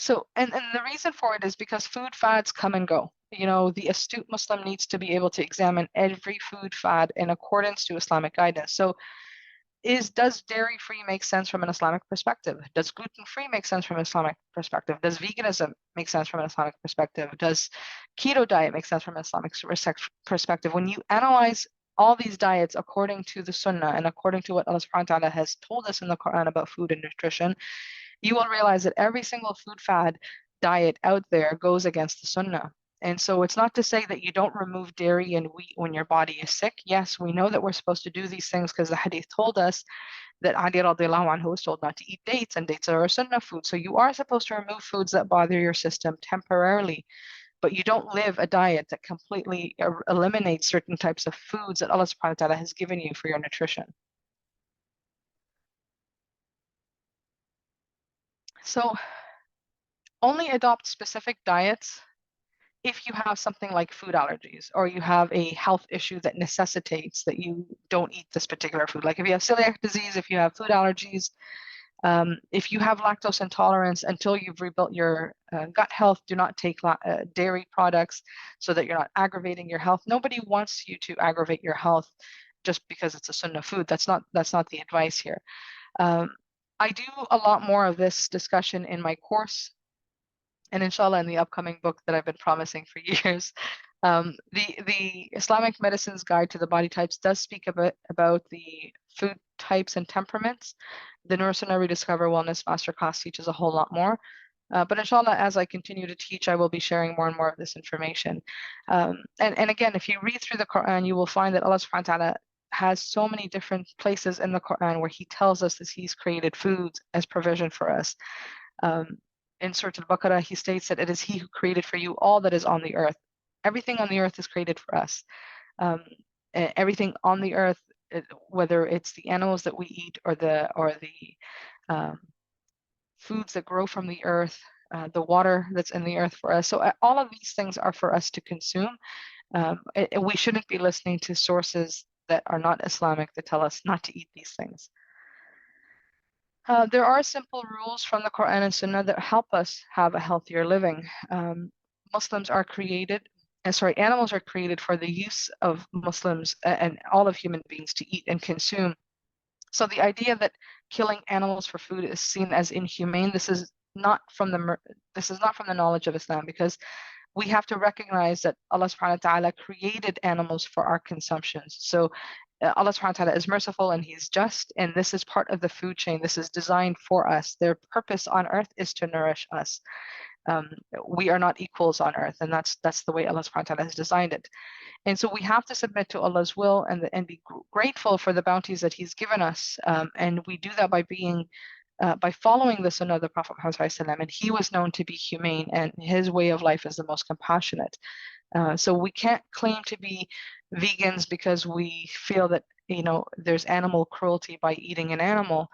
I can agree that yes, there's animal cruelty with the way animals are being raised, and we should not be supporting these individuals who abuse animals. We would not eat from their animal production, but that doesn't mean that eating an animal is haram or not permissible, because it is, or not human, because if you do it properly, it is very humane to eat these animals. They were designed for our consumption. Living compassionately with Allah's creation does involve following the footsteps and the guidance of the Prophet Muhammad ﷺ. So there are ways to how to raise the animal, how to feed the animal, how to slaughter the animal. All of these things fall under the guidance of Islam, alhamdulillah, and it's very compassionate. Now, the guidance of food and nutrition, it has been immortalized in the Quran and Sunnah. So we have rules for how to preserve our health, regardless of how many trends change and how many food diets, fads show up. We just need to make sure we're always going back to the Sunnah. So there are simple rules that I include in the book. Unfortunately, I don't have enough time to go through it in the presentation, but if you download the book and you read it, I give you the simple rules that are summarized from the Quran and Sunnah, that if you were to follow them, you're going to be able to eat healthy, you're going to be within balance, inshallah, and to avoid getting sick if it is possible to avoid getting sick. Again, the principle is that everything on earth is permitted for us to eat. Everything is halal except what we are told is haram. So there are specific things that are declared as haram for us, such as eating pork or drinking alcohol. There are things that are considered makruh, but everything else is considered halal. So we can't make milk haram. We can't make eating wheat haram. I've seen people say that wheat is the forbidden fruit that Adam alayhi salam had eaten in Jannah. That's why we're not allowed to eat it. That's why it makes us sick on earth, which is complete nonsense. First of all, wheat is a grass. It's not a fruit that grows on a tree. Second of all, wheat is a huge source of nutrients that are mentioned in the Quran repeatedly and in hadith, and it's used as a form of zakah when you're donating your zakah money, is that you are giving, big sacks of wheat. So it wouldn't be part of our Islamic aqidah if it was bad for us. So we don't make forbidden what Allah has made halal for us. And I will answer your questions shortly, inshallah. I think it's almost done. So I want you to shift your perspective when it comes to food. You have to change the relationship. Food isn't about filling the desire. It isn't about fulfilling the nafs. We don't want to be part of the foodie culture. We don't want to be critics of food. All of this mentality of, oh, I'm a food critic, I know what tastes good, what doesn't. Like, all of this is actually not from our sunnah, and it's looked down upon, because the Prophet Muhammad ﷺ never criticized food. He ate because the whole purpose of eating was to nourish himself and not to fulfill his pleasure. Food desire is like desiring money and pleasure and fulfillment, but all of these things have to be done in moderation. Eating is necessary, but excessive indulgence is discouraged because it will lead to sin. Overeating is defined as eating one's fill regularly. So if you're always eating your fill, where you're always stuffed, and you're doing this at breakfast, lunch, dinner, you're doing it every day of the week, 7 days a week, all year round, this is considered overeating and overindulgence. The hadith advises us to eat 1/3, and this is still considered like eating healthy. Even eating less than that, we would still be okay. So it's okay to feel hunger. Don't be afraid of feeling hunger. No one has died from feeling hunger. Starvation actually takes place over weeks of not eating. So we don't have to fear that if we don't eat, we're not going to have enough nutrients, or we're not going to be healthy, it takes a long time to deplete those reserves. Alhamdulillah, Allah subhanahu wa ta'ala has made us efficient beings in the way He's created us. And if we deviate away from the dietary guidelines that Allah subhanahu wa ta'ala has given us, we are deviating from the truth. So if we start to make the things that He's made halal for us as haram, it's like, oh no, this isn't good. Dairy milk is made for baby calves. I've heard Muslims say that. Well, this is not what Allah subhanahu wa ta'ala has taught us. There's several hadiths that mention milk and it being as the highest form of nutrition. There's several ayat in the Quran that mention milk. So we cannot make haram what Allah subhanahu wa ta'ala has made halal, and we can't change the concepts of nutrition just based on what we have in knowledge right now, because knowledge changes. Our ability to see the truth is very limited. We have to take what Allah subhanahu wa ta'ala says first. So, fasting. Everyone has a physician inside of him or her. We just have to help it in its work. The natural healing force within each of us is the greatest force in getting well. Our food should be our medicine should be our food. But to eat when you are sick is to feed your sickness. This is a statement that Hippocrates, who's known as the father of modern medicine or Greek medicine, this is a statement he made. He's always believed that inside of us is a system that is designed to be our doctor to help us heal, which we know that our immune system is part of our healing process. And if we feed ourselves when we are sick, we are adding to the sickness. And Hippocrates and a lot of the traditional medical doctors from across all types of medical systems, they always believed in fasting as a way of healing. So they would say, instead of using medicine, rather fast a day. So before they would prescribe medicine, first they would have the person fast, because sometimes fasting was more beneficial than just giving them medicine. And so ancient Greeks, including Hippocrates, Plato, Aristotle, and Galen, and Ibn Sina, they were all advocates of healing for both physical and mental efficiency. The body is emphasized as designed to heal and regenerate, with our own inner clocks guiding us for self-repair. So we are designed to heal within ourselves. So you can heal your liver, you can heal your gallbladder, you can heal your gut flora, you can heal all of these things internally. We are designed to regenerate and heal, alhamdulillah. But facilitating the healing process is considered crucial, and we have to do that not by suppressing it or aggravating it or ignoring it, but actually by giving the body what it needs and removing what it doesn't need. And fasting is not only a physical practice, but also it's a means of attaining taqwa.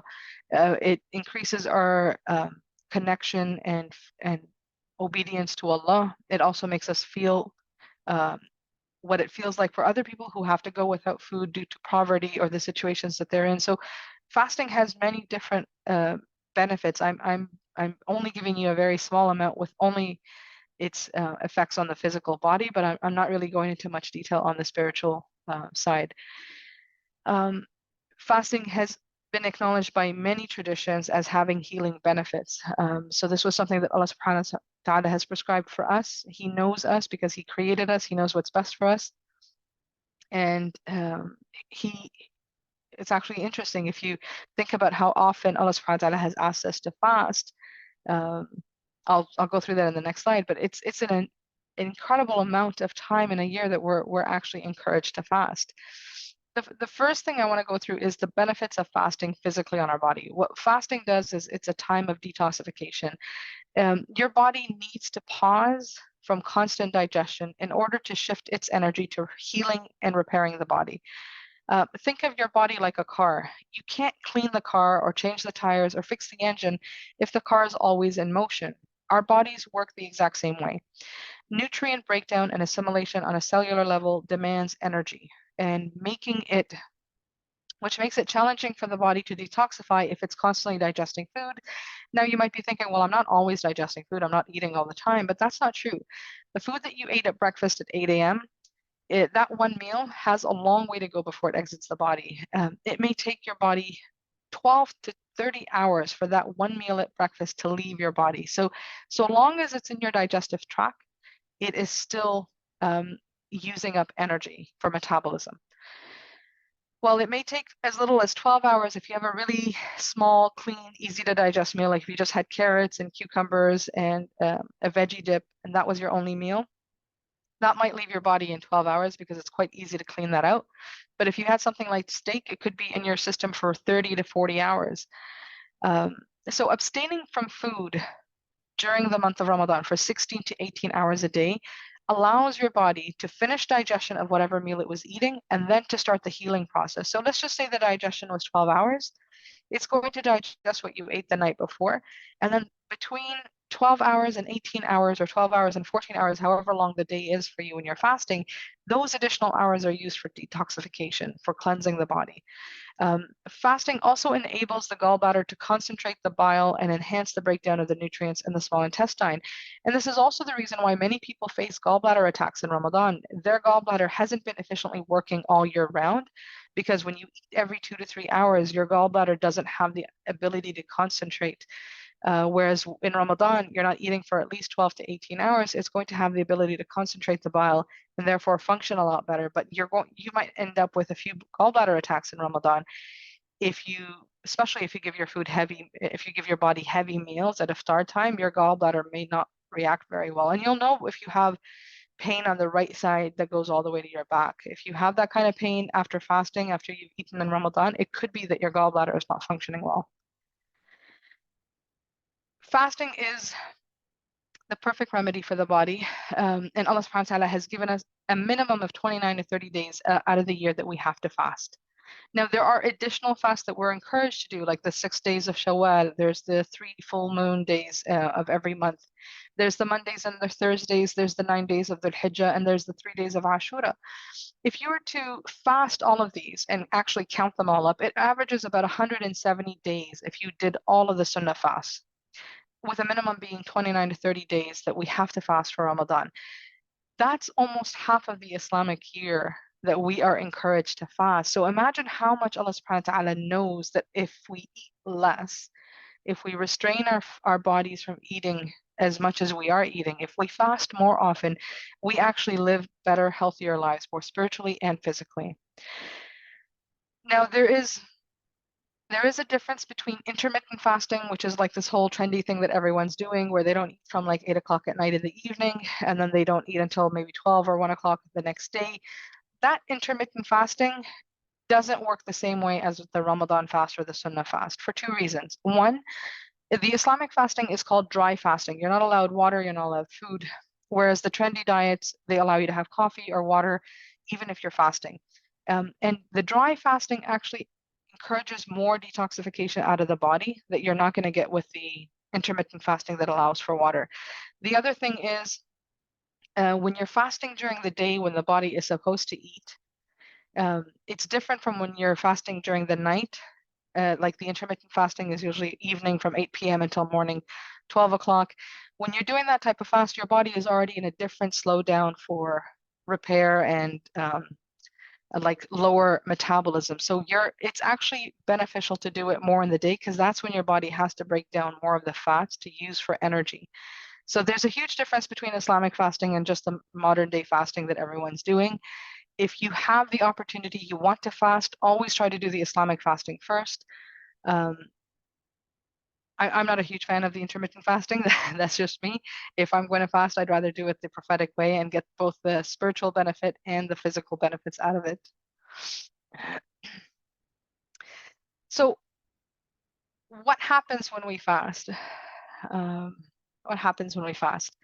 Our organs get a much needed vacation. Our metabolic fire, our metabolism actually increases. The reserves that we have inside of our body, because the external reserve cuts off, our body has to turn towards its own internal supply of food, and fat is where our food is stored usually. Our hormone levels change. This allows for the stored fat to become more easily accessible as fuel. Your inner healing process is initiated. So you have cellular repair, waste removal, detoxification. This is known as autophagy, and it starts to go in and clean up everything. So people could be forming tumor cells because the body is going out of whack in some area. Fasting is one of those things that actually goes in and helps clean that up. So the more we fast, the better it is for our health. Toxins and waste are consumed in this process called autolysis. Insulin levels drop significantly, which facilitates the fat burning. So everyone in Ramadan should be losing 10 pounds or 6 or 8 kilos. If they have excess weight, it should be an easy time for them to lose 10 pounds in this month. You should not be gaining any weight at all. If you are doing the fast properly. If you are abusing your body in the evening and you gain weight at the end of Ramadan, you'll know from that you actually went against your body's healing process. So you actually went against what was supposed to be happening. Your body is supposed to burn fat during this time. The growth hormone increases. Again, this affects the fat burning and the muscle building. The digestive secretions and enzymes are used to digest, neutralize, and eliminate toxin waste from the body through the GI tract. The most intense detoxification and rebalancing actually happens in the first 3 to 5 days. This is why most people will have headaches and constipation and aches and pains. They might feel really lousy in the first 3 to 5 days of fasting. After this, your body kicks into ketosis mode, which is a more efficient way of converting fat into energy. So from day 3 to 5 onwards to the end of Ramadan, your body is in ketosis mode. This is why you should be losing weight if you're doing it right. Now, if you are eating improperly in the evening, you're going to sabotage the healing process that your body is trying to do. You're going to be, going against what it needs. So your body begins to remove the most recent toxins first, and then continues until it's getting rid of the older and much older toxins. So the longer the fast you do the 30 days, by day 30, the oldest toxins are getting removed, whereas in the beginning of the fast, it's like the most recent things that you put into your system that are getting removed. Think of it as like a deep clean. When you first start cleaning your house, you're going to start vacuuming, you're going to start rearranging your bookshelf, but as you have more and more time to deep clean, you're going to start to empty cabinets and cupboards. You're going to start to go into under like your baseboards. You're going to just get into all the nitty gritty. That's exactly what fasting is. It's everyday cleaning your house until you're getting to that really deep clean that you need. Now, there is a healing crisis that's going to happen with fasting because it's a detoxification. Your body is going to have symptoms when you fast. So the first 3 to 5 days, and this could take all month if you continually sabotage your body in the evening. So if you facilitate the healing process, then the healing crisis diminishes. But if you sabotage your body by improperly eating and stuffing yourself, you're going to make the healing crisis suffer a whole lot longer than the whole month. Things like headaches, dizziness, vertigo, things like sinus issues, sore throats, chest congestion, if you have foul breath from odors from your mouth, if you get pimples or rashes or sweats or odors, stomach that might be cramping or belching or bad breath, all of these things that you see listed. I don't want to read through all of them, but all of these things listed, and again, this is in the book if you download the book. This is your body going through its healing crisis. This is it detoxifying the lungs. This is it detoxifying the skin. So you have to allow it to do what it needs to do. But you do that by supporting it. So you give it the things that are going to help it in its healing process. You don't want to counter this by just overburdening the digestive system in the evening. The most challenging and crucial aspect of fasting is not abstaining from food during the day. It's actually how you break your fast. And I want you to think of it this way. If you have a job, but in your job, you always work 16 hours a day, every day of the week, 11 months out of the year. So you're working no weekends off, you don't have any Eid or holidays. You're working all year through 16 hours a day. It would be very exhausting. But thankfully, your boss has agreed to give you the 12th month off. And he says, instead of working 16 hours a day, I just need you to check in for 6 hours a day so that, things are still getting done. Would you be able to cram 16 hours of that normal workday into your 6-hour window? If you wouldn't be able to. If you try to cram 16 hours worth of work into that 6-hour window, you're actually going to make yourself sicker than if you were just working 16-hour days. And this is the same. You can't cram 16 hours of normal food habits into your 6-hour window. So fasting is an opportunity to break these habits, to form healthier ones, to genuinely allow your body the much needed vacation it deserves from digesting food constantly. So if you're used to drinking coffee daily, don't try to sip coffee throughout the evening during your night prayers or as you're reading Quran, or because that's going to interfere with your sleep. It's going to interfere with your digestion. Try to break the habits that you should not be dependent on. There's nothing wrong with drinking coffee, but there's something wrong with drinking coffee if you're addicted to drinking coffee. And that's the same with anything. You should not be addicted to any food substance.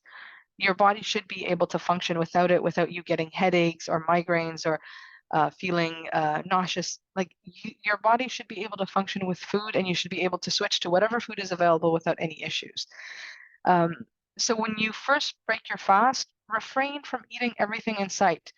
The sunnah is that you're supposed to eat a few dates, and it doesn't have to be in odd numbers. You just eat a few dates. You can eat 2, you can eat 5, you can eat 4, you can eat whatever you want.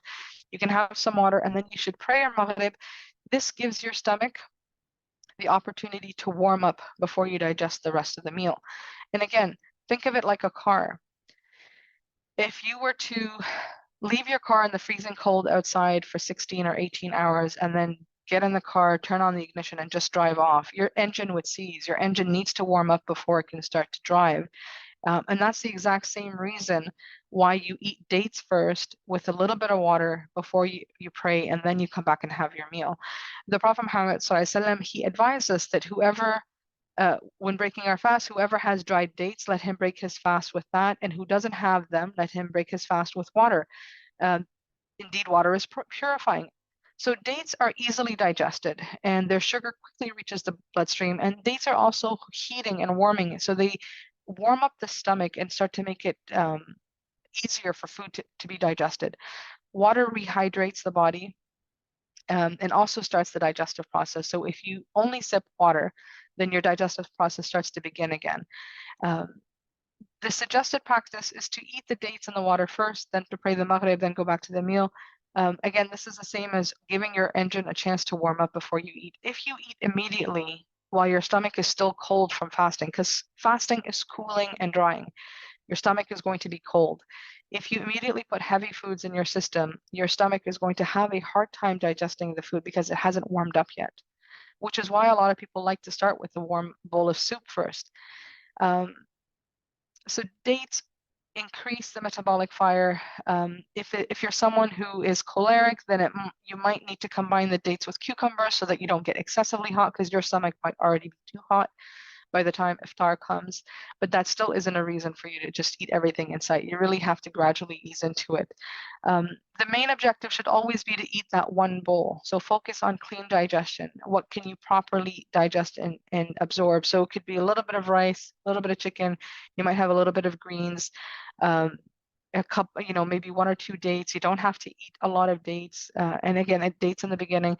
You don't have to drink a lot of water with your meal, because water will actually dilute your digestive enzymes, your stomach acid. So you want to have a little bit of water. I would never recommend drinking 2 to 3 cups of water with your meal. It's actually better to drink a little bit of water and maybe have a herbal tea or a drink that's going to support digestion and ease constipation that many people face in Ramadan. So 7 things that nullify the physical benefits of your fast. I'm not saying that this breaks the spiritual benefit, but these are things that if you do it, it's going to make the physical benefits of the healing that you're going to get from fasting nullified. So if you eat until you can barely breathe, it's going to affect your healing process. It's going to diminish your healing process.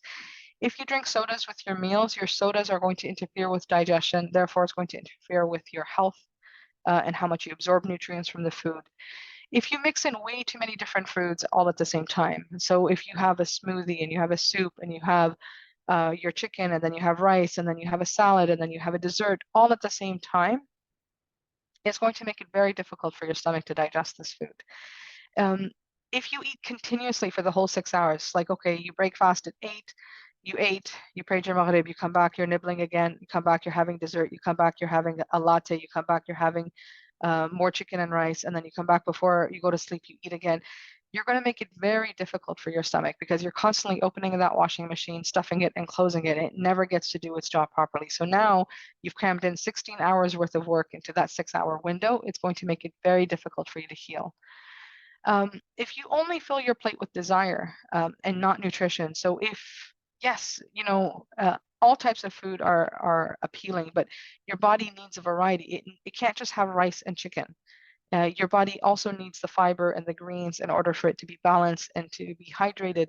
It also needs the fruits. So if you're only eating a steak dinner with fries and a soda and you're not having any greens or you're not having any fibrous foods, then you're going to affect your digestive system and how you detoxify. If you drown yourself with fluids, if you're constantly drinking water the whole time that your stomach is trying to digest, you are going to interfere with its ability to digest the food. So there's two things to consider. If you're thirsty after breaking your fast, then it could be because you ate too much and your body needs water to break down the food. So your body asks for water, which is why you feel thirsty, because you ate a lot. So remember we said, remember we used the example that this is your stomach, so 1/3 for food, 1/3 for air, water, 1/3 for air. If you eat this whole thing, then your body is going to ask for 3 cups of water in order to digest this, and it's going to bloat 3 cups of air in order to digest it. And now your digestive enzymes have been liquefied and diluted, so it's going to take the stomach a whole lot longer to digest the food. So more frequently, you can have a small bowl, digest your food, pray your maghrib, you can read your Quran, you could do your tarawih, you can come back, you can have another bowl. You don't need to eat a lot. You really don't need to eat a lot in Ramadan. And the other thing is, if you're fasting when you're not supposed to be fasting, so if you have any health issues, if you have issues that are harming your body, so for instance, if you have gallbladder issues or if you have migraines and your body is getting sick because of your fasting, then to fast when you are not supposed to be fasting because your body can't take it will actually make you sicker. So this is not from our sunnah. So women who are on their menses, who don't eat because they feel guilty or they think that they should not be eating, are actually harming their body because their body needs the nutrition during their menses. So you should not be abstaining from food so that you don't mess up your food, because you don't want to get used to eating food again. No, if you're on your menses, you should be eating. And then when you're back to fasting, then you go back to fasting again. So don't go against what we're supposed to be doing.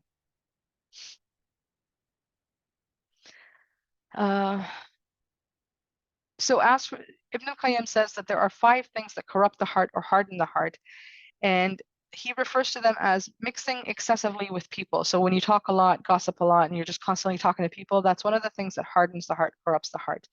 Wishful thinking, if you spend all your time just daydreaming about, more and more things of the dunya that you want. If you attach yourself to anything other than Allah, but he also mentions if you eat one's fill and you sleep a lot. And now eating one's fill and sleeping are actually connected. The more you eat, the more sleep your body needs. The less you eat, the less sleep your body needs. So these things are very closely related. It was also narrated by Ibn Mas'ud that the Prophet Muhammad ﷺ said, "O young men, whoever among you can afford to let him get married, for it is more effective in lowering the gaze and guarding one's chastity. And whoever cannot afford it should fast, for it will be a shield for him."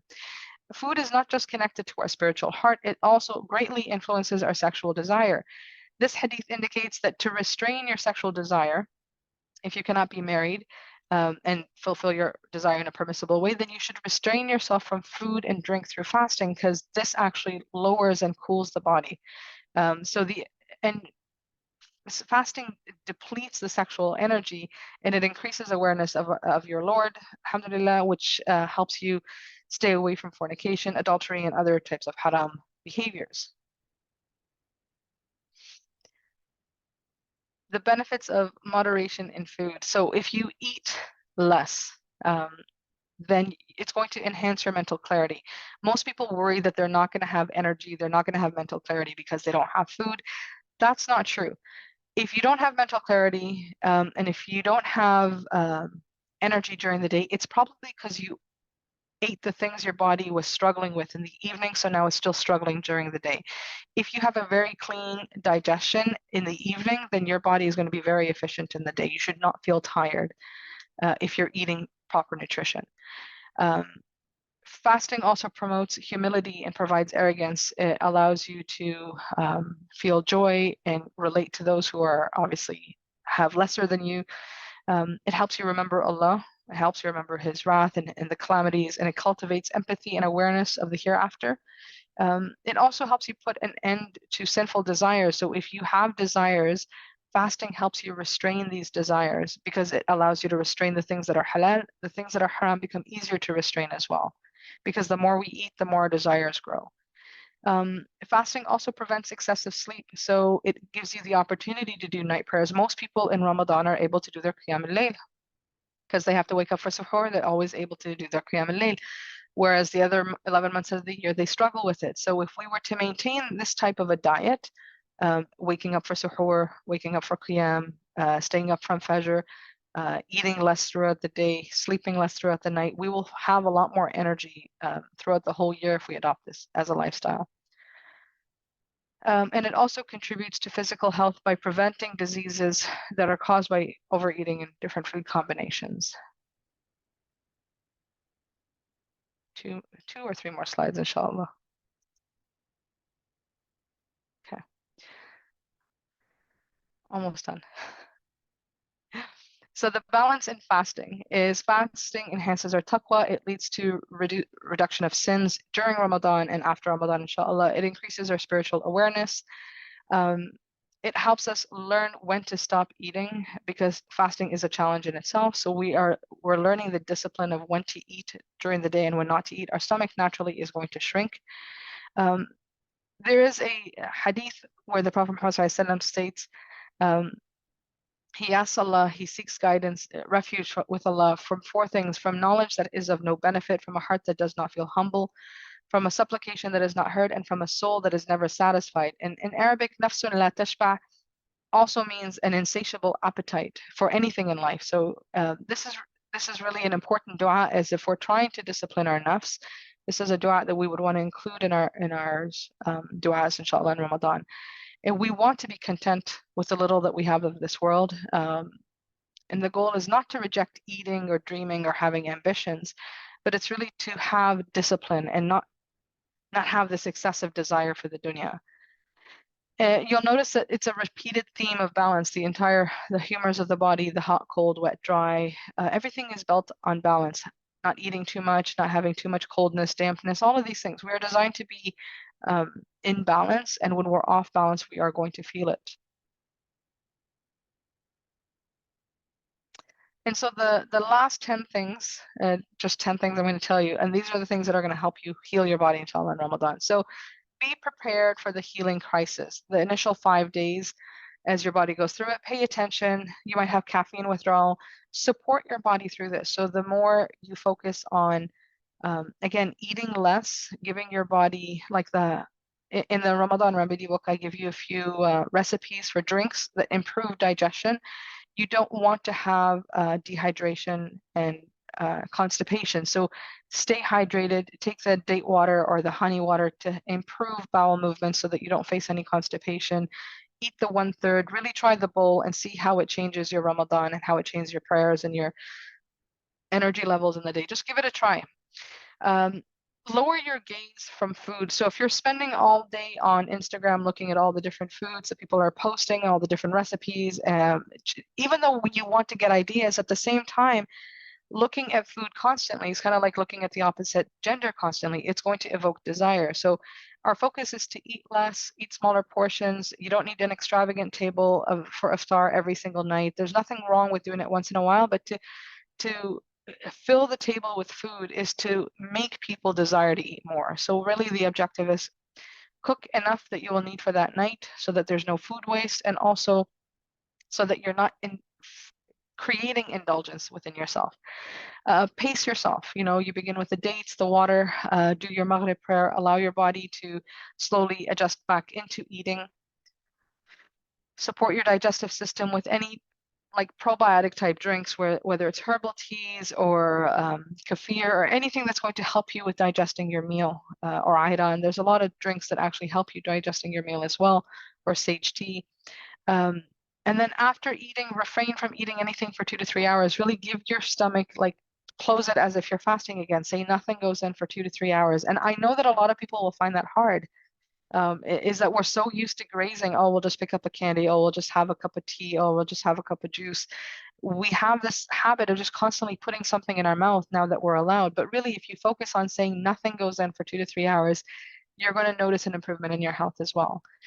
Try to focus on eating raw foods like fruits and vegetables or herbs raw, and so long as they're easy to digest, nothing like broccoli or kale or cabbage raw.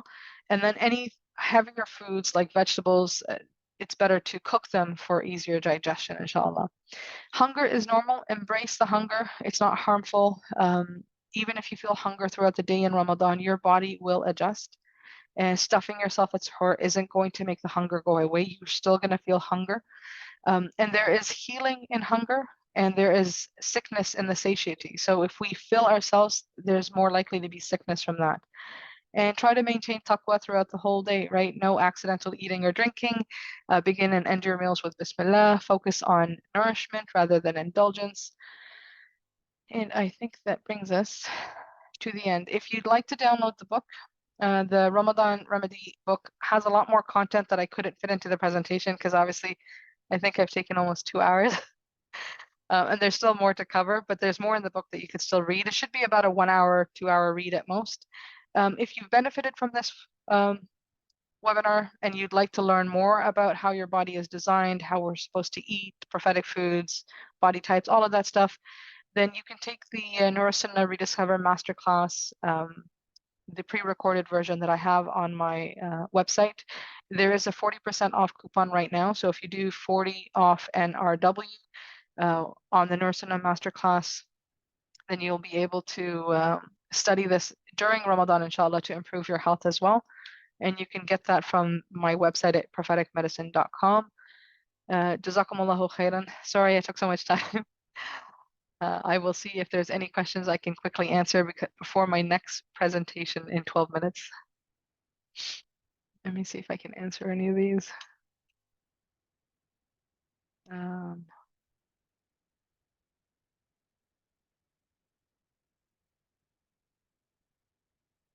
You don't need to take screenshots of the slides because everything will be in the book if you download it. If someone wants to gain weight in Ramadan, then it's all about food combination. So really taking in certain foods that are going to increase that. And I think there's a hadith where Aisha radiallahu anha wanted to gain weight, and so she had to eat dates and cucumber, and that was one of the things that really helped her increase in her weight.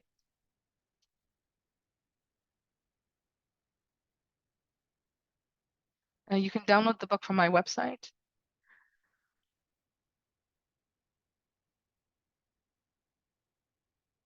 Wanted to ask, I was told even raw milk from grass-fed cows has natural hormones which would interfere with my female hormones. What do you advise, please? I don't think that if you're consuming raw grass-fed milk, it would not interfere with your hormones.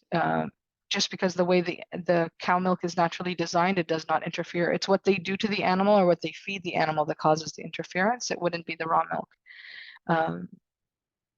Again, but milk is cold and damp. So if your body is becoming cold and damp because you're consuming too much milk, then that could be an issue. But I don't believe that it would. Its natural hormones would affect your natural hormones.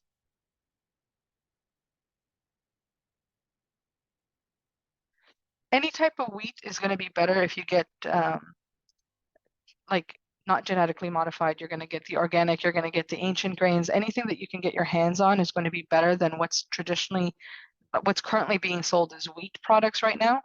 And wheat it's better if you get it whole so that you're eating whole wheat, like that you're cooking as a whole wheat grain, as opposed to eating it as a flour. So the more you could do that, the better. Again, this is covered extensively in the masterclass, the Nurasunna masterclass. There's a lot of detail. There's an entire chapter on wheat. It would be hard to cover it in just a question.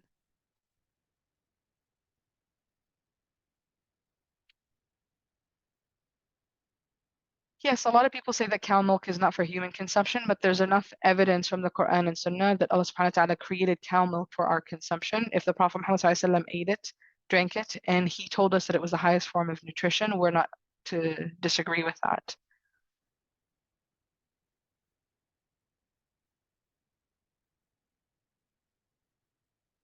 If you're eating at the masjid and and what they serve you don't have control over, you still have control over the portion. So make sure that you're not eating more than the bowl, and you will be fine, inshallah. Can you please repeat about fasting, liver, and gallbladder problems? Yes, gallbladder issues activate during Ramadan because your gallbladder is forced to function. So a lazy gallbladder doesn't function all year round because we're grazing all day long. And the gallbladder, when it gets the bile into the gallbladder, concentrates the bile and then dumps it into the small intestine. However, in Ramadan, you're not eating for 12 to 18 hours, so the gallbladder really gets to work. And when you're eating in Ramadan, if you're eating heavy foods like anything with oil or meat, even eggs can flare up your gallbladder. So you would have to really go easy with eating like a soup and just easing your digestion slowly. There's also a supplement called soy lecithin that helps the gallbladder function better. So I know that I'm taking that right now so that I'm making sure that when it comes to fasting, I'm not going to have gallbladder attacks. I did have a few gallbladder attacks last year. And a lot of women actually end up having their gallbladder removed because they're in their perimenopause phase, which the estrogen is affecting their gallbladder. Like all of this is connected. And then they're fasting. So a lot of women in their mid 40s end up losing their gallbladder because they're in perimenopause and during fasting. So it's something that I try to preserve as long as possible. I make sure that I eat foods that aren't heavy, small quantities. I really make sure that I don't overdo it. And sometimes it's hard. The days that I do eat poorly or I overindulge, then I pay for it. I could be in pain for 18 hours with a gallbladder attack. I don't know if there's a recording. How do we manage to drink two? You can't drink 2 liters in Ramadan. That's not possible. And I don't find any evidence of that in the Sunnah. So you drink according to what your body needs. If you feel thirsty, you sip water. You don't drink a glass in one shot. You sip water. You could sip water throughout the evening. But then you're also sleeping. So you're going to have a little bit and you're going to sleep and then you're going to wake up for suhoor and you're going to drink. So you can have a cup at suhoor and you might have 2 to 3 cups in the evening, but I don't think you can get 2 liters in.